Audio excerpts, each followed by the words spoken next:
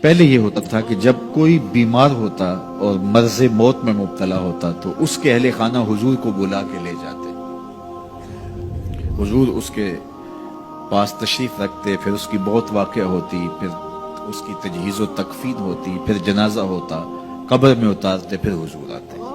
یہ ابتدائی دور کی بات ہے۔ لیکن جب حضور علیہ السلام کی مصروفیات بڑھنے لگیں تو لوگوں نے کہا کہ آپ تکلیف دیتے ہو حضور کو۔ صحابہ نے آپس میں طے کیا کہ جب کوئی شخص فوت ہو جائے تو پھر حضور کو بتانا چاہیے۔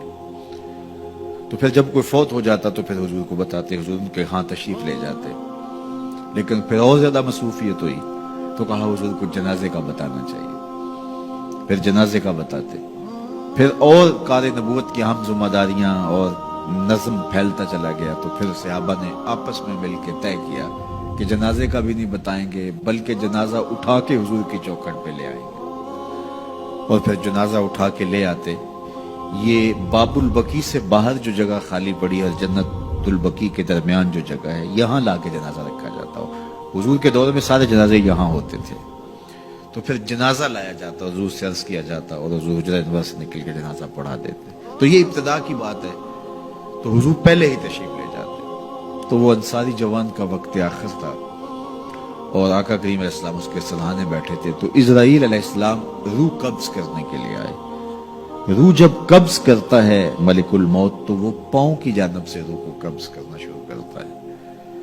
تو جب اس نے پاؤں سے اپنا کام کرنا شروع کیا تو حضور نے فرمایا، اے اسرائیل ذرا نرمی کرنا، یہ میرا غلام ہے۔ تو اسرائیل نے جو جواب دیا، میرے والد گرامی جب یہ حدیث بیان کرتے تھے تو ان کے آنسو نہیں تھمتے تھے۔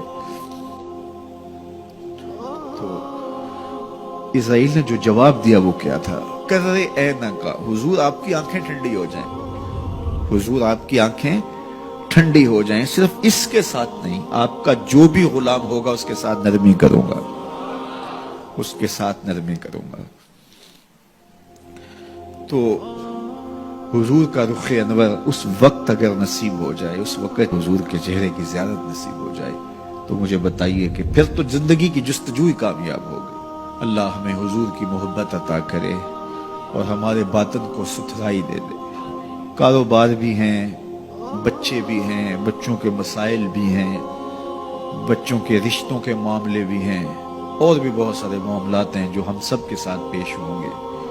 لیکن ہماری سب سے بڑی ترجیح یہاں بیٹھنے کی صرف اس کو راضی کرنا ہے۔ میرے مالک ہمیں ایسا کر دے کہ تو ہم پہ راضی ہو جائے، ہمارے باطن ستھرے کر دے، ہمارے اندر کی غلاظتیں دور کر دے، ہمارے اندر کی گندگیاں ختم کر دے، حسد سے، حقد سے، بغض سے، کینے سے، نفرتوں سے ہمارے من صاف کر دے، اور اللہ دین کا کوئی کام ہم سے لے لے۔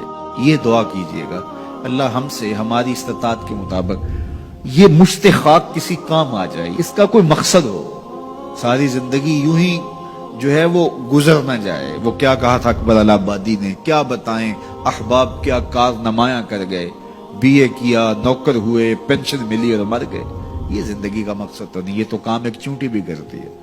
صبح اپنی بل سے نکلتی ہے، رزق اکٹھا کرتی ہے، خود کھاتی ہے، بچوں کو کھلاتی ہے، موسم برسات کے لیے جمع کرتی ہے، کسی کو ذرا بھی نہیں دیتی۔